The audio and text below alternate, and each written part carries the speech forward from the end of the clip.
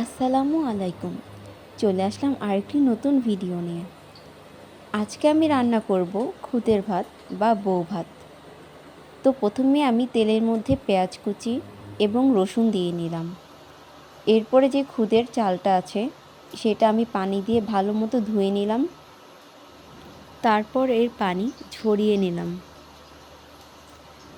এখন সেই পাত্রে আমি খুদটা ঢেলে নিলাম এবং ভালোভাবে এটা ভেজে নিতে হবে।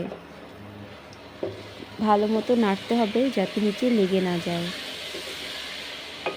এরপর আমি এতে লবণ দিয়ে নিলাম এবং চালটা ভালোভাবে ভেজে নিলাম।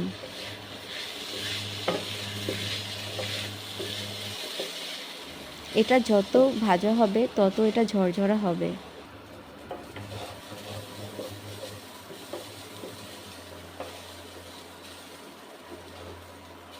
আমি এখানে 1.5 পট খুদের চাল নিয়েছিলাম, তাই আমি এখানে 3 পট পানি ব্যবহার করলাম।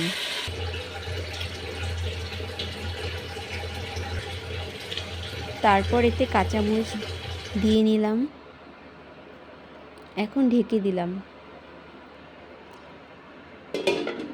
এখন আমি চুলার হিটটা বাড়িয়ে নিব।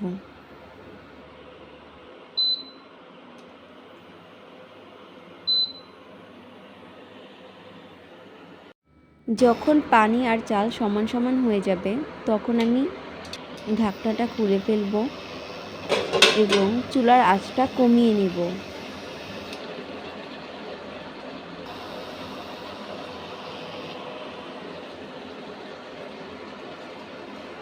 খুদের ভাতটা একটু নেড়ে দিতে হবে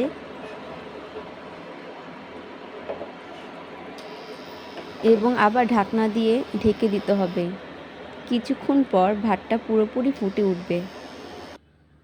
এই তো এভাবে হয়ে গেল আমাদের খুদের ভাত। এই রান্নাটি খুবই সহজ এবং খুবই মজাদার।